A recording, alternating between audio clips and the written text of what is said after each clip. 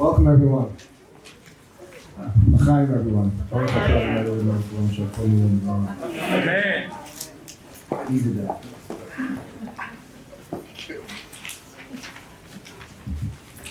Excuse me. Okay, welcome everyone. Thank you all for joining here tonight. This is a big zechus, which means a spiritual merit, specifically for our family and for our community. To have all of you here with us, and to hear from someone very, very special. I want to just begin by welcoming you on behalf of Jill and myself, on behalf of my father, Avi Marie, my father, my teacher. I just want to recognize my dad, Mr. Leon Wiles, my brother and sister-in-law, Mayor Michael and Amy. It's really an honor to welcome you, I can't believe is the 26th annual lecture in memory of our mother, Ruth Wiles, blessed memory. Many of you just got to hear a little appetizer, I said before, from Rachel in the other room. And I want to welcome Rachel and Rabbi Daniel, a dear friend, who also honors us this evening. I want to also acknowledge the presence of my colleagues, Rabbi Ezra Cohn, who worked so hard on tonight's event and who's been working so devoted behind the scenes to keep this place not only going but growing during an otherwise very, very difficult time. I also want to welcome Rabbi Avi Heller, Eastside MGE, and head of our fellowships program, Rabbi Penny Rosenthal. Where's Rabbi Penny? Who I think has been at these Yortzeit lectures for many, many, many years. Rabbi Penny is the head of our senior fellowships program and an amazing Torah educator here at MGE. I also want to welcome to the first Ruth Wiles Yortzeit lecture as a staffer, Rabbi Moshe and Shana Davis, who just joined into the staff. And I also want to thank, I don't know if she's in the room, but Rachel sitting in the back, I can't tell who's who with the masks, and thank you for wearing the masks tonight, everyone. It's an important thing, it's the law, and that's what we're going to be doing. And also I want to thank Aliyah, who's running around somewhere also helping. And special thanks, you get a chance, you'll see Vinny and Jerry on the way out. Just say thank you for all the hard work, put in many hours to set this up. Actually, one other person I just want to welcome, and that is someone who I actually only found out was not technically my aunt, but I've been calling her my aunt my entire life, and that is Joyce Weiss, who was one of my mother's dearest and closest friends, who's here tonight. And I just want to tell you how much it means to us that you're always here for us, and that it should be Aliyat Neshama for Aaron. A blessed memory of his Yortzeit is approaching. Both meant a great deal to our mother. I just want to say a brief word about my mom before I get to introduce Rachel. And they kind of go together, actually. So my mother's Hebrew name was Pesel Abigail Bat Menachem. And also, I said something in the other room, but I cannot reiterate enough how grateful I am to our dear friends Danny and Lee Waxman, who are here tonight. Also, Lee is a member of our board. Danny and Lee just restarted up their amazing hosting of MG Ears, and I'm sure they'll all get there soon, please God. So we're reading about Yosef. And it's interesting because Joseph is the only biblical personality who Chazal, who our sages call a tzaddik. Tzaddik is a righteous person. And when you see some of the stories about Yosef, it's honestly difficult. You know, we're introduced to this young man who's kind of filled with his own sense of self. He's got these dreams of him lording over his brothers, and he shares these dreams with his brothers. Then you see him tattletaling on his brothers. And then in last week's parsha, you see him putting his brothers through this whole ordeal, accusing him of being spies and requiring them to bring his youngest brother, Benjamin, Now, there are valid explanations for all of this, but it's hard to see the tzidkus. It's hard to see the righteousness. But I think it can be found in Yosef's ability to always find God in his life, to always see God in the things that happened to him, and his ability to reveal God wherever he went. In the most unlikely of places, when Eshet Potiphar, the wife of Potiphar, is making these sexual advances on Joseph, what does he say to her? Which is kind of a strange thing to say in that situation. He says, "Ve'ech asa hara gadol hazeh," how can I do this terrible thing? Okay, that makes sense.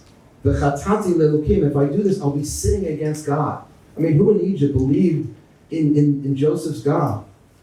And then when he's fetched from jail, he's cleaned up and brought before Pharaoh to interpret his dream. What is the first thing he say to Paro? Biladai, it's not me. Elokim yanet shlom Paro. God is the one who's going to answer your dream. I'm just like an agent. I'm a shaliach. I'm a servant, like a conduit through which God is manifesting. And after Paro then tells him the two dreams again, Yosef says, "Et asher Elokim asa," what God is going to do, Yigid leParo, he's already told you, Pharaoh, in your dream, and he repeats it. A few verses later, Asher Elokim oseh, what God is going to do, Heret Paro, he's showing you.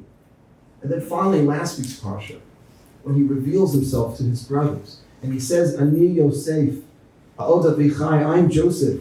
Is our father? Is my father still alive? The brothers' reaction, they're just dumbfounded.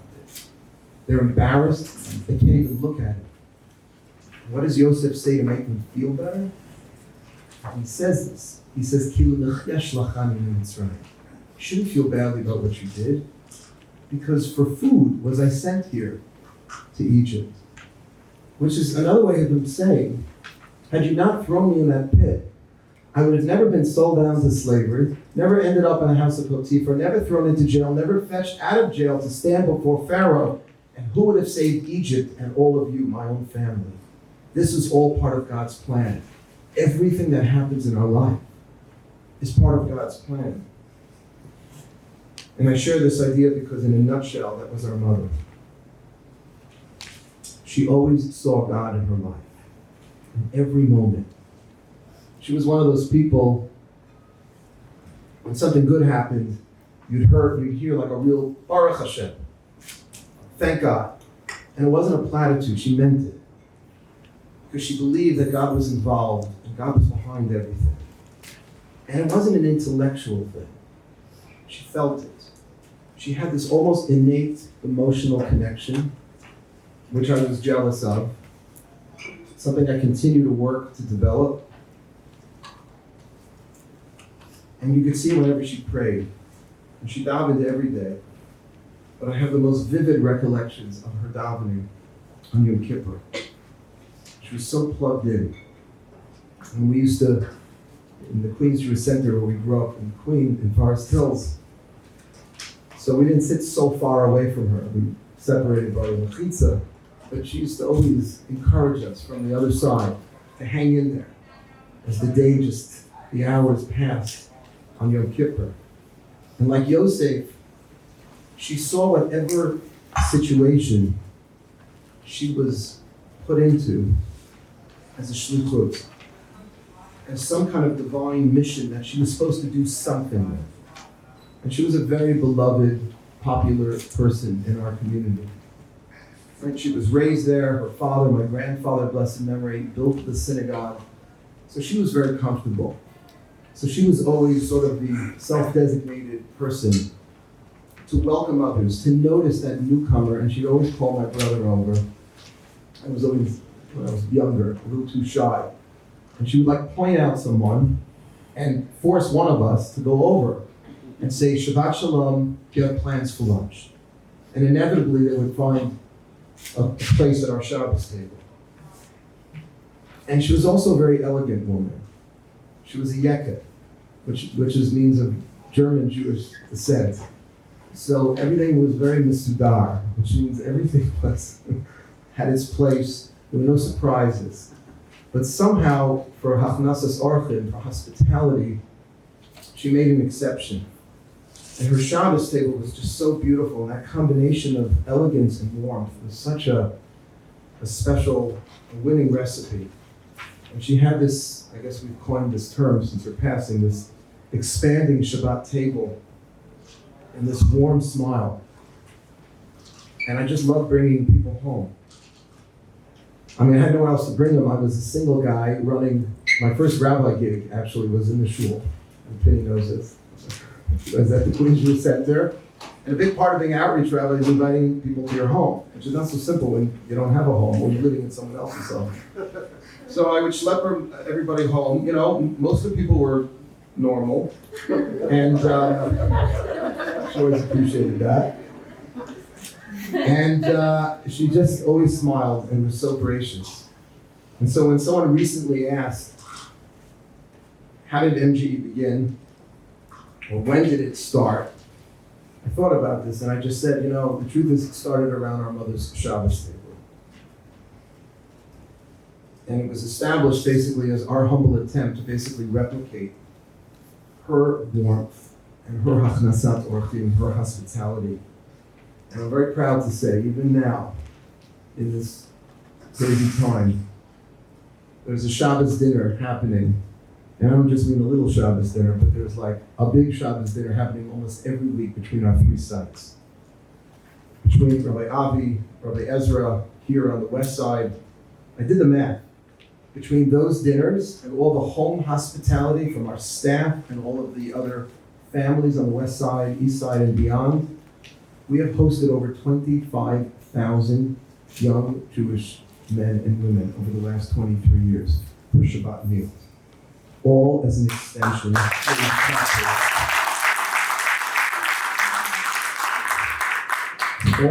extension of our mother's hospitality and all in her memory.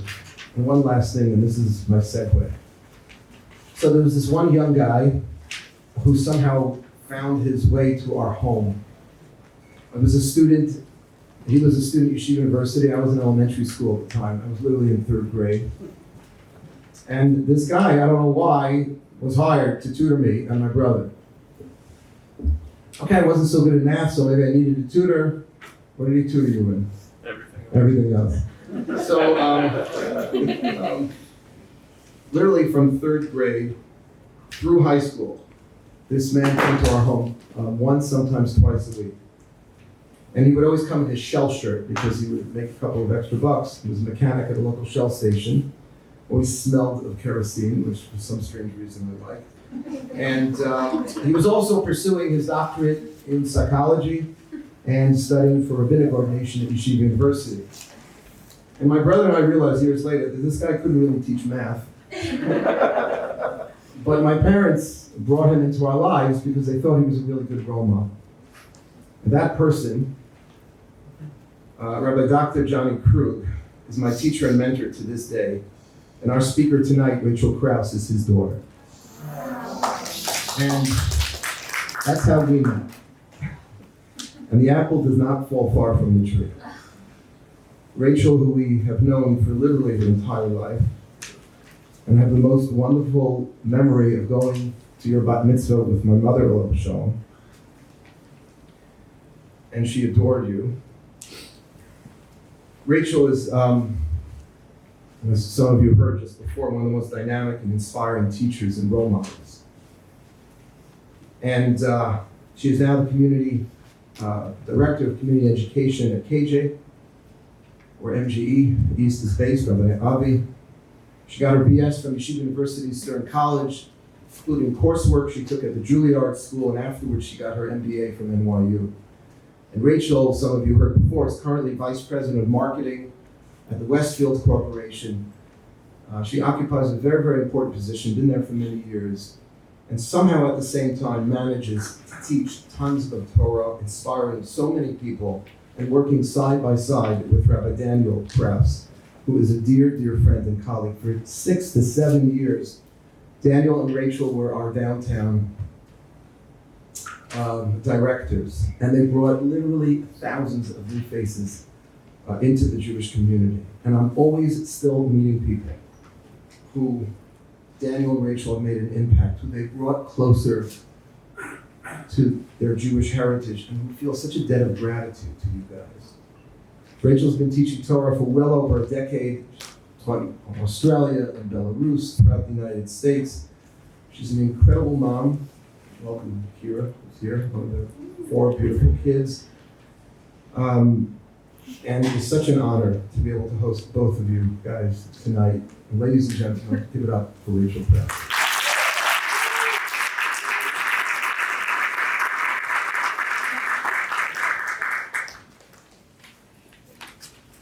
Thank you so much, Rabbi Wild. It's really a privilege beyond words and such an honor for us to be able to be here tonight. Number one, as we just heard, as Rabbi Wild just mentioned, Daniel and I, part of our origin story started with MGE, first on the Upper West Side and then downtown. So for us, it's coming back to roots. And thank you so much for the years of mentorship and guidance. And it was a thrill of a lifetime. It's just extraordinary to be part of the creation, the formation, and the expansion of MGE downtown. So it's really just a tremendous privilege and honor for us to be back here. And as Ray Wiles just mentioned, there is a deep personal connection and love for Ruth Wild. Growing up, Ruth was a celebrity name in our household. We loved Ruth. There were many times you remember going to Ruth's house. I actually pulled out a picture recently holding Raquel as like a 6-month-old baby in Ruth and Leon's home. And was talking with both my parents where they remember and recall a few interesting and funny anecdotes. My dad in particular, he dated my mom for 7 years, not recommended. So dated for 7 years. And at certain points over the course of those 7 years, Ruth would pull my dad into the kitchen and say, "It's time, you need to get married now." Eventually he did, which was wonderful. And there were a number of times also that over the course of their 7-year courtship and relationship, sometime between 3rd grade and high school, my mom would actually go on dates with my dad to the Wilds' home. And while my dad was tutoring Rabbi Wilds, at the time was Mark, and Michael, my mom would be sitting in the kitchen with Ruth. And my mom recalled one particular story where, Ruth would gush and brag about her boys. There was nothing in the world more special and more meaningful to her than her boys.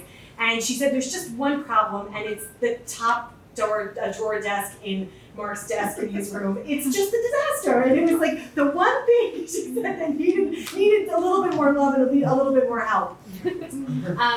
But I remember fondly, and of course hearing stories from my parents about, for Ruth Wild, she lived and breathed for the 3 men in her life, for Leon, for Michael, and for Mark, and to do anything she could to champion their growth, to champion their development, and really defined the role of motherhood, the role of matriarch. And I know that I was the beneficiary of that intergenerationally, which will actually parlay into our discussion tonight. But I remember so distinctly dancing in my bat mitzvah with Ruth, and actually our hands were interlaced. It was a moment where she was healthy and where she had gotten a clean bill of health. And I remember dancing with her at this bat mitzvah, my bat mitzvah, looking into her eyes with just the most profound joy to celebrate, to be able to dance together with her. Roy Wild was eating on the Chinese buffet that he still talks about. It was very good. It was a chop and tunic. It's right, exactly. Still very good food. So for us to be able to be here tonight and Bechod, Leon and Michael and Amy and Rabbi Wilds and Jill, and to all the other educators at MGE and to everyone here, it is an honor to be able to memorialize, to commemorate, and to celebrate Ruth Wilds, not only the matriarch of the Wilds family, but the matriarch of MGE. And what I wanted to do tonight, playing off of this intergenerational link, and which we heard about, that my father was connected to the Wilds family, Rabbi Wilds connected to us, my brother learned with one of the Wilds boys for his bar mitzvah. There's a lot of interconnectivity, intergenerational companionship. And what I want to do is to go back in history to look at some of these pattern developments, to be able to ascertain how these patterns not only played a role in our collective consciousness and in our role and formation of what it means to become a Jewish people, but to also understand how those were templates and blueprints for the future, and that everything we read about, everything we learn about, is in fact not only historic, but it's also prophetic. and to be able to read through the text to understand the interlinkage, not only of words, but also intergenerationally, to be able to understand, to live and extract with a sense of meaning and a sense of purpose based on the patterns that are developed and the wisdom that lives buried within the text of our Jewish lineage and history. So what I want to do is invite everybody, you should have a source sheet, and we'll look at source number 1 momentarily. We find ourselves, as Ray Wild mentioned, in this riveting drama towards the end of the book of Genesis, where we have Yosef meeting his brothers, who was in last week's Torah portion, and in this coming week's Torah portion, which is actually the final concluding chapters of the book of Genesis, the book of Bereshit, that we find that there are interesting sub-dynamics that play this role in the entire story of Genesis. And if you take a look at source number 1, the Ramban Nachmanides, in his introduction to actually Sefer Shemot, which we're going to start in 2 weeks, please God, in his introduction to Sefer Shemot, it says as follows: Hishlim hakatuv Sefer Bereshit, shehu Sefer hayitzira v'chidush ha'olam, v'yitzirat kol notzar mikrei avot, shehin ki'inyan yitzira lazar'am, mipnei shekol mikreihem, I'll translate in a moment, so you read Zverim lermot l'hodia kol atid lavo lahem. According to the Ramban, there are names attributed to each of the 5 books. And there are many commentators that talk about the attribution and naming rights, so to speak, on each of the 5 books, because each one depicts a different quality, a different narrative, a different essence, a different meaning and purpose, a different character that is elicited from each of the books. So what is the name of the book of Bereshit? Sefer HaYitzirah, quite an appropriate name. It means the book of creation. Except that the narrative of creation really only occupies the first chapter, second chapter of the entire book. So why is it that we attribute this narrative or this claim of Sefer HaYitzirah, the book of creation, to the entire book of Bereshit, when in fact it is only really just in the beginning that we talk about creation? And the Ramban suggests as follows: we need to read through the entire book of Bereshit, through all the narratives, all of the development, all of the relationships, all of the chaos. We need to read it from the perspective of Kol Mikreim Tziyurei Dvarim Lermoz L'Chotia Kol Atid Lavo Lahem. It is a prototype, it is a template. Every single part that we read about in the book of Bereshit, the stories, the relationships, the drama, the chaos, all of it templatizes the future. It is not there simply to give us historical facts or pieces of information. It is there to help us understand the sub-dynamics of creation. What about creation? The creation of relationships, the creation of trust, the creation of meaning, the creation of purpose, the creation of identity, the creation of shared space, the creation of conflict.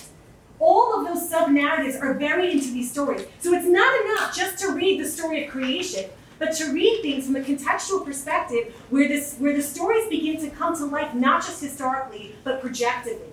And to be able to see the narratives not of the past, but narratives of the present and of the future. With this in mind, I want to revisit the story that we read in last week's Torah portion as an introduction to what we're going to read into this week's Torah portion, to begin to see this identity of what Sefer HaYitzirah is all about and how we can possibly find these hidden traits and this hidden connective tissue that will lay the groundwork for what it truly means to be identified as a Jew. We know that in last week's Torah portion, there's this riveting drama where Yehuda gets up and it starts by Yigash Elav Yehuda, and Yehuda approaches Joseph. What point of the story are we in? Joseph still has not revealed himself to his brothers, and Yehuda, at really a last-wit attempt, approaches Yosef to try to be able to negotiate. What's at stake? His younger brother Benjamin is at stake. And the story goes as follows. Vanomar, we're at source number 2. Vanomar el Adoni yesh lanu av zakein, v'yelad zukunim katan, ve'achiv meitz v'yivater hu l'rado l'imo u'le'aviv ahivo. And he said to him, Judah turns to Yosef and says, my lord, meaning my master, we have an old father and a young child of his old age, referring to Benjamin. His brother is dead, referring to Joseph. So Yosef, of course, is hearing the story, but Yehuda is telling the story, not knowing the audience through which he is in front of. And he is left alone of his mother, and his father loves him. So the first thing that Yehuda tells us is that this was a favored child.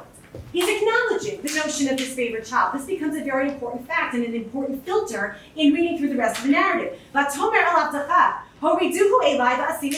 you told me to bring him down here. Joseph, we were were following, he doesn't know Joseph, but Joseph, king, master, viceroy of Egypt, we were following your rules. We were following your directive to bring this brother down. We did not want him to leave. We did not want him to leave my father's side and to risk what could possibly come of this beloved son and this brother. But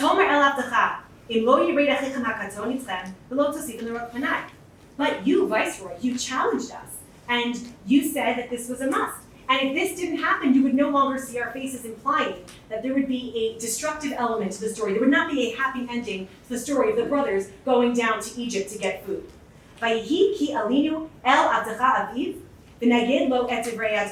And we told our father everything that had transpired.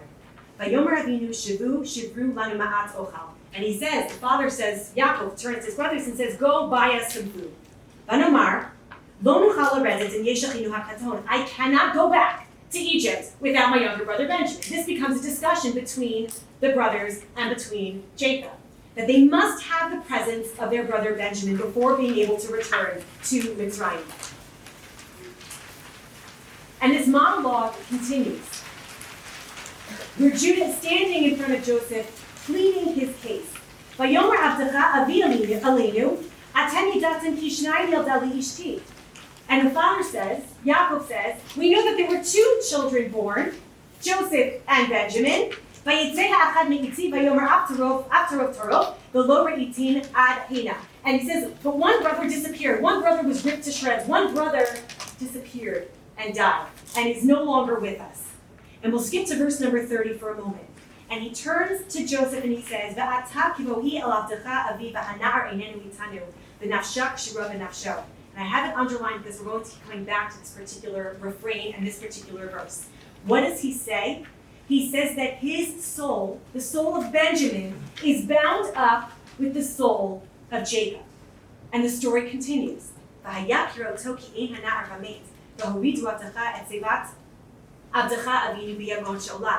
If this brother doesn't come back, this will be the end of my father. This will be the final drill in the coffin. This is going to put him over the edge. This is going to kill my father. And the narrative continues, jumping to verse number 34. How can I possibly go home to my father without having my brother Benjamin? I will not witness the misery of what this is going to cause my father. A riveting monologue where Judah approaches and he says, I can't do this. Take me instead. I cannot risk Benjamin. Right at this point in the narrative, the pasuk continues. It's the following verse. I don't have it written here. And it says, "V'lo yachol lehitzapeh." And Yosef could no longer contain himself. He breaks down and he reveals his identity to his brothers. Now there's a question. It's actually quite the contrary. Yosef can control his tears because we've seen him do it before. A few chapters before, when he first sees his brothers, he's emotional. He's emotionally induced. And what does he do? He goes into a side room and he cries so that not to reveal himself to his brothers. So we know that he's a person that's able to hold back. We know that he's a person that has orchestrated this dramatic interpretation of the brothers and all of the charades and the chaos that ensues. We know that Yosef is able to hold back. Why are we told at this particular point, that Yosef cannot hold himself back? What is this monologue? What is the baseboard of this monologue? This is the first time that Yehuda is taking responsibility for his actions, because historically, he was willing to let a child of Rachel die, Joseph. He was willing to risk his brother's life for his own ego, for his own power, for his own sense of identity. Nobody wants the dreamer brother. It kind of collapses his own dreams. It collapses his own future. It threatens his identity. He was willing to lose a child of Rachel before, but he's not willing to lose a child of Rachel now. This is the first time that Yehuda approaches, and what's changed? Nothing's changed. Benjamin is still the favorite child. Rachel is still the favorite wife. The parameters are very similar. Why is it that Yosef now breaks the lo yachol lehitzapeh? Because Yehuda, for the first time in his life, is able to see something beyond his own need. He's able to see brotherly love and be able to put his ego second, be able to put power second for the unadulterated love of a brother. where historically he's willing to risk his brother's life, he is now willing to risk his life for his brother. And the anchor statement, nafsho k'shura b'nafsho. He uses this phraseology to say their souls are intertwined, they're bound up with each other. Is he a favorite child? By the way, parenting 101, don't have a favorite child, don't talk about it. But, right, so they're intertwined. Yehuda knows this. He knows what it's like to be a brother of a favorite child. But it no longer bothers him because he's willing to see a greater good. He's willing to see camaraderie. He's willing to see brotherhood, even if it means putting his own ego second, even if it means putting his own identity second.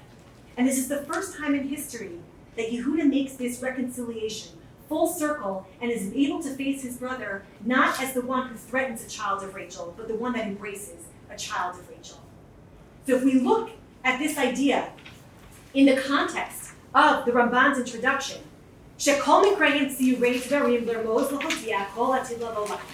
this story is going to repeat itself in history. This is not the only time we're going to see a template of this type. This is not the only time we're going to see a story about Judah and a child of Rachel interact. We're going to jump to story number 2. Take a look at source number 3 from the book of Samuel, from Sefer Shmuel. This narrative is taken from the very famous story of David and Goliath, right? A very familiar story to all of us. And where David interacts with Goliath, he's actually accidentally on the battlefield, he's running, and he takes Goliath down. And David wins. David is not the king yet at the time. This is a foreshadowing of the fact that he will be king. And what happens in this narrative? Take a look at source number 3, verse number 1. It says, "Vayihi kechaloto ledaber el Shaul." And it came to pass that after David interacts with Goliath, there's a victory, there's a battle, and he goes and he's sidebarring with Shaul. He has a conversation with Shaul. What happens at the end of that conversation? V'nefesh Yehonatan nikshara b'nefesh David.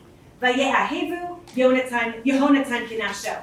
And we see the words underlined that the soul of Yehonatan, who's Yehonatan? Yehonatan is the son of Shaul. So the son of Shaul is bound to this personality David.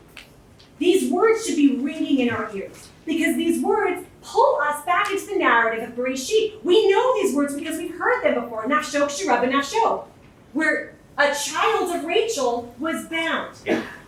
And what do we have here? Who is David? Who is the ancestor of David? Judah.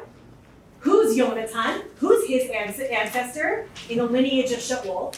It's Benjamin. Another child of Rachel and Yehuda have another interaction hundreds of years later, unrelated to the story of Yehuda and Yosef, unrelated to Judah and Joseph. We see that this narrative repeats itself again. And the text is begging us to participate.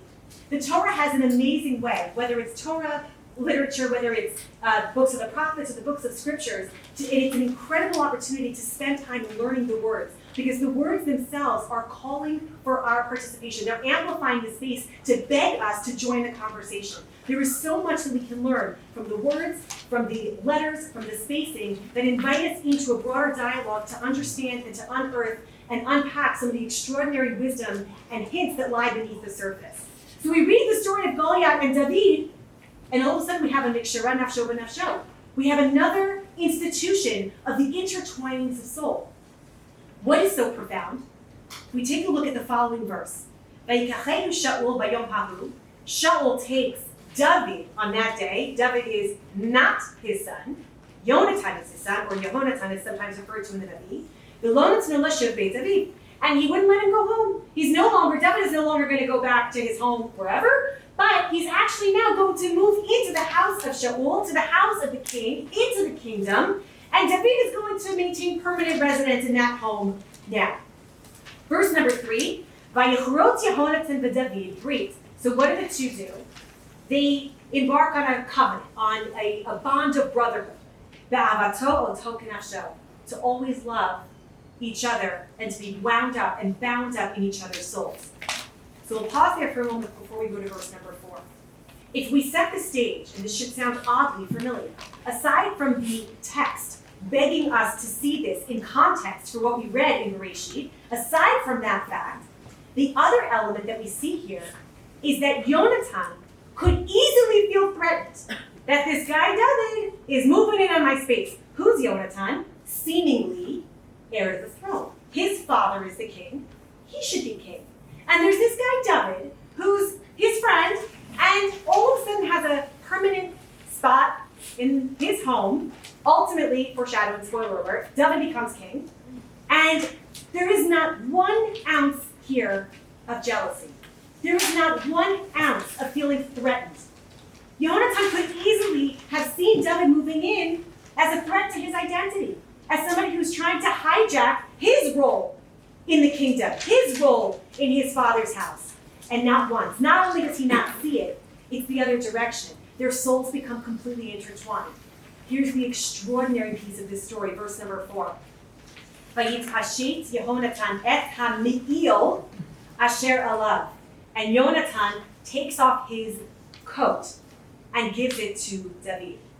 Isn't there another story in Jewish history about a brother taking a coat from another brother, right? Where Judah was willing to rip off a coat of his brother in order to facilitate his demise. And now, hundreds of years later, there's a child of Rachel willing to take off his coat for a child of Judah. So we see the pattern repeat itself throughout Jewish history.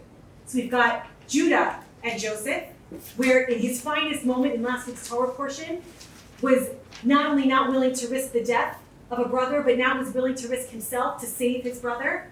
And we see that pattern seed throughout history, where hundreds of years later, it's Yonatan, a child of Rachel, who takes off his coat to share in the love, the camaraderie, and the brotherhood for David. But the story doesn't end there. We've got a third story. We'll jump to the fourth story soon too. We've got a third story here. This is taken from the book of Ruth. Why are we referencing the book of Ruth?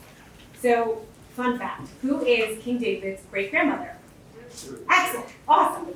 That's why we're going to look, because maybe there's something, maybe there's another hint, maybe there's another quality, maybe there's something else to be excavated from the story of Ruth. Because it is, in fact, Ruth that is the progenitor of King David and the Davidic dynasty.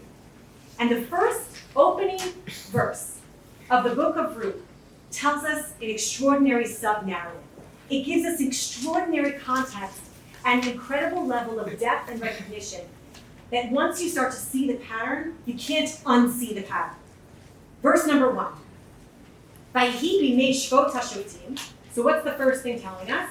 That this is taking place historically at the time of Judges, in the period of Judges. After the Jewish people had entered into the land of Israel under the leadership of Joshua, they had conquered the land and settled the land. The next era that was initiated was the era of the Shotim, the era of the Judges.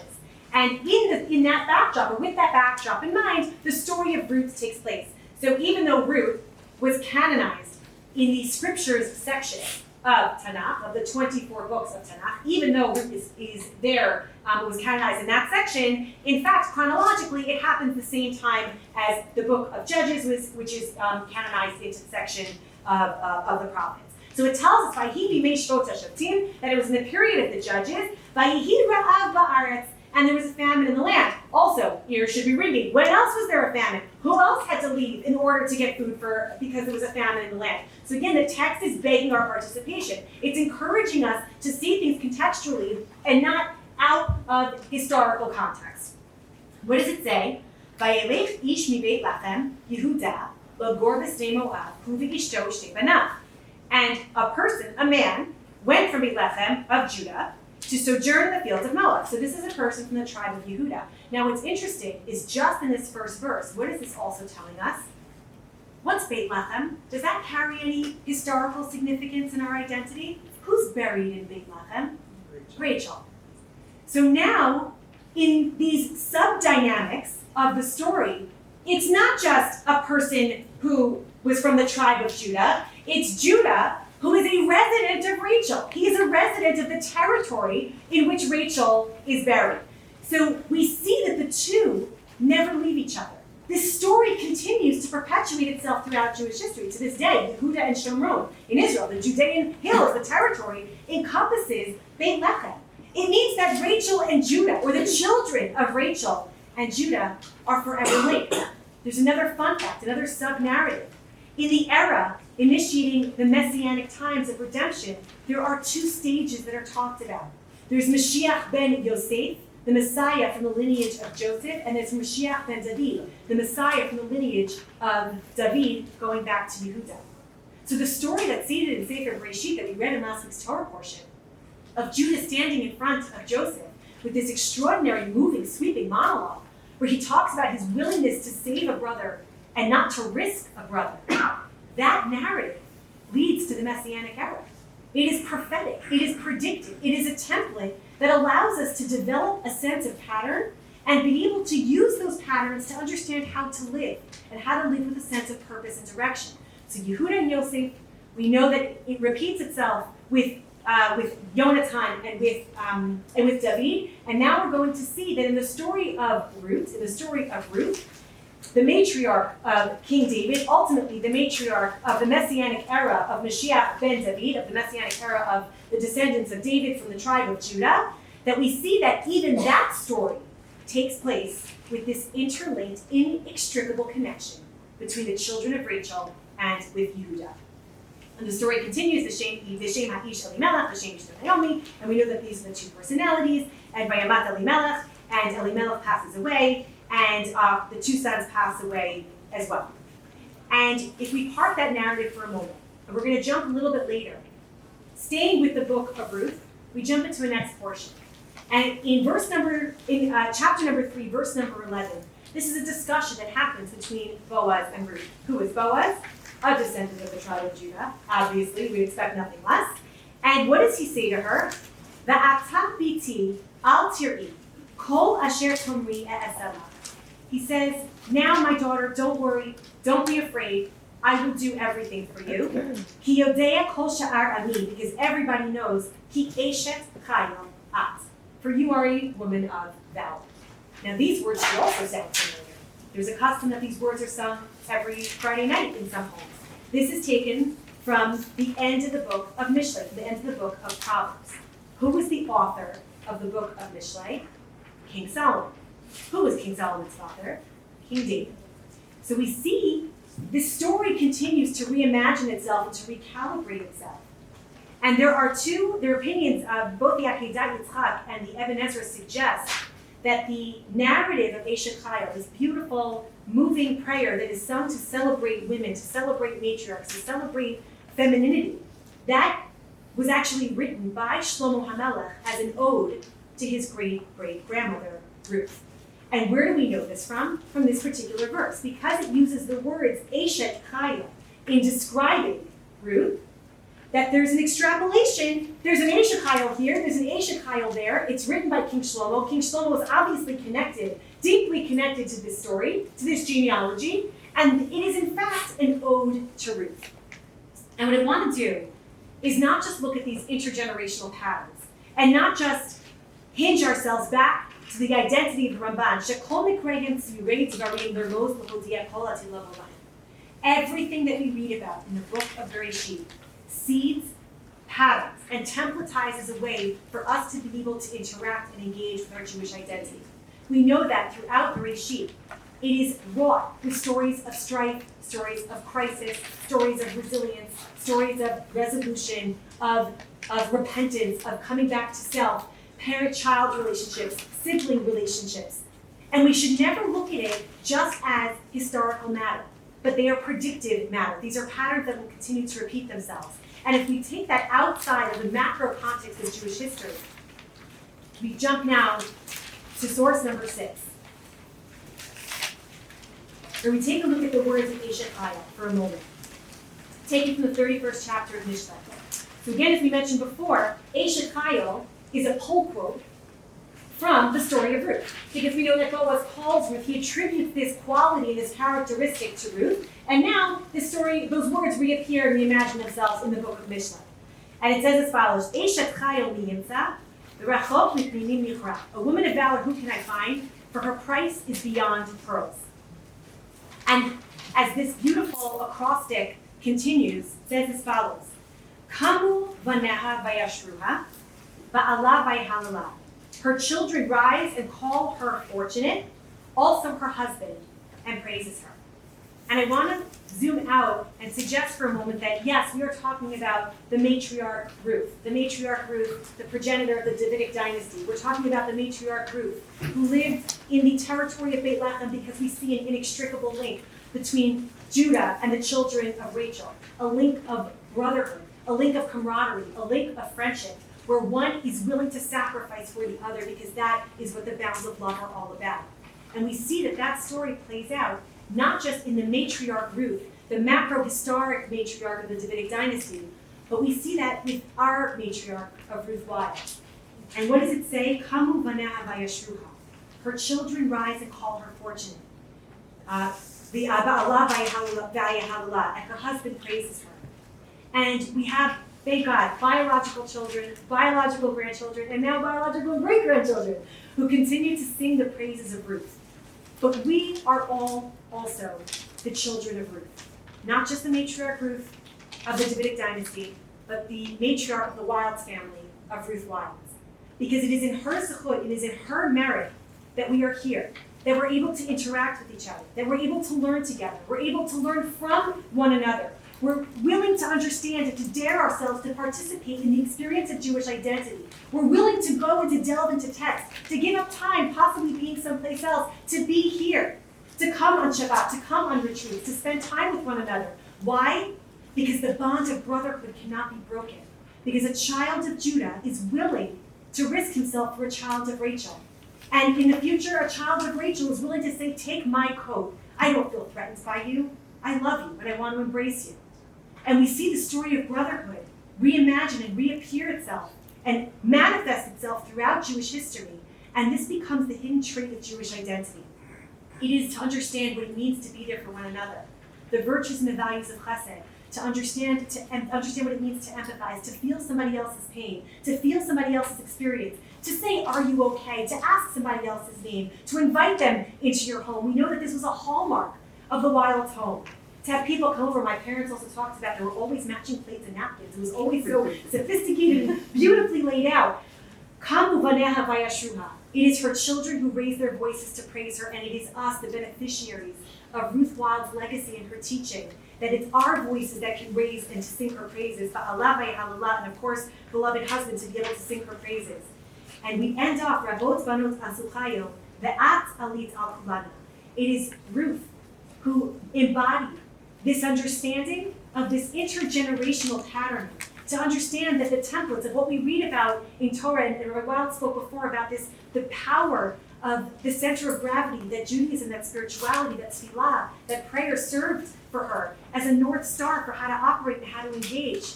It is that value, it is that energy, it is that purpose, it is that sense of identity that brings the bonds of community together.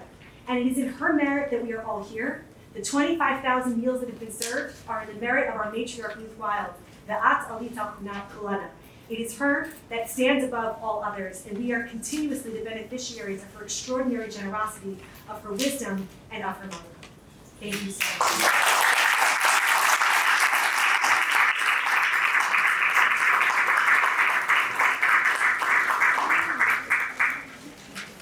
I want to thank Rachel for that incredible presentation. Any questions? Anybody have any comments or questions? Rachel will be around, you can ask her privately. But I just want to give you huge yeshikach, just an incredible talk. It's so beautiful. My brother's going to say a quick word, but I also just wanted to thank Chani, who I didn't mention before, Chani Perlman. I wanted to thank her for all of her wonderful help, and Dr. Adina Berkowitz and Zahava Schwartz also has just been so helpful to us and such a big part of our community. Thank you guys for huge help. And I also want to recognize the presence of another dear friend of my mother, blessed memory, Evelyn Rockman, who is here. Thank you so much for coming, Evelyn. It means a lot to us. Shakaf, Rachel. Thank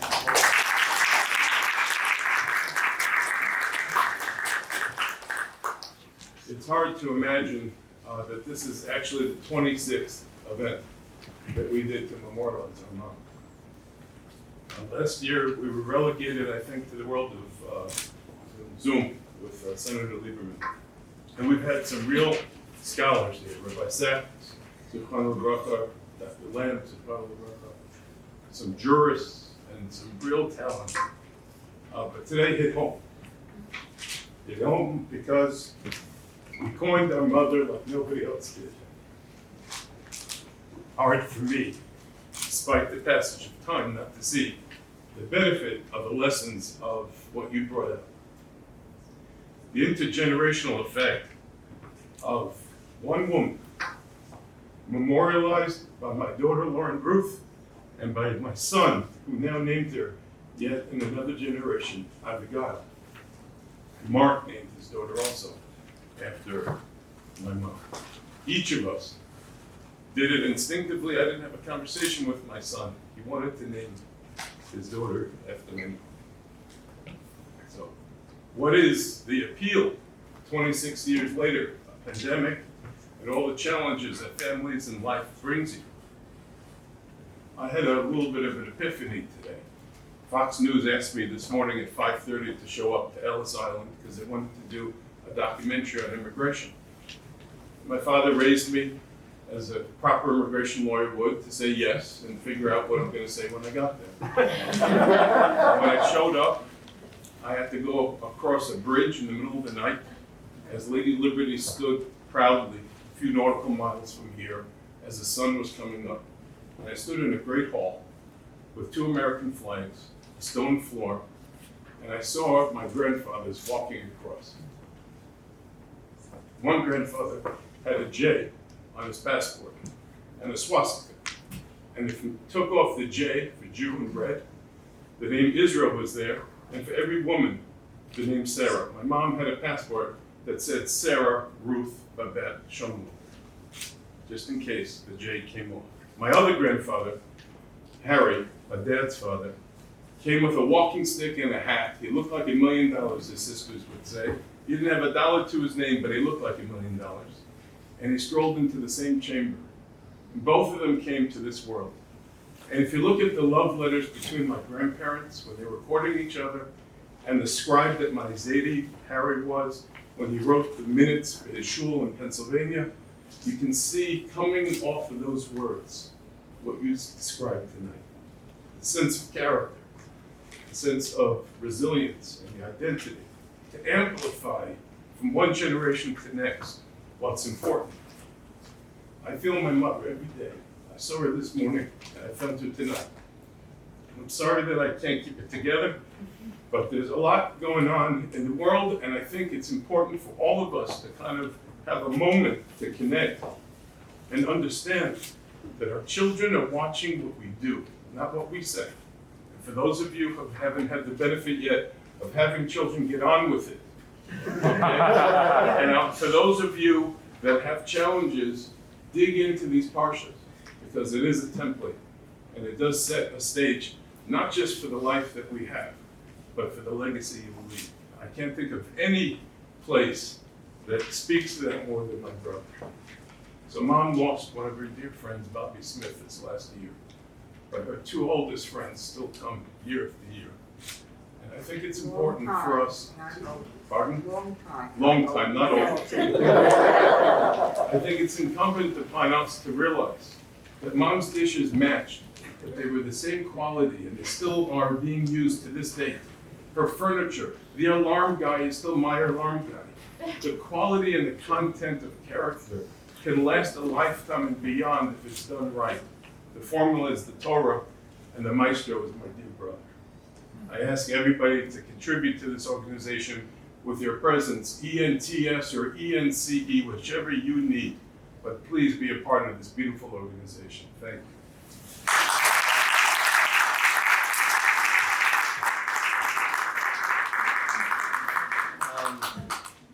Guys, thank you all for coming. I really want to just give my brother and Rachel just a huge shakach. It's a big zechut and merit for all of us. And I just want to be remiss if I didn't plug the ski retreat, which is the first weekend in February. And we are going to Israel this year. We're going to have to storm Ben Gurion Airport with masks.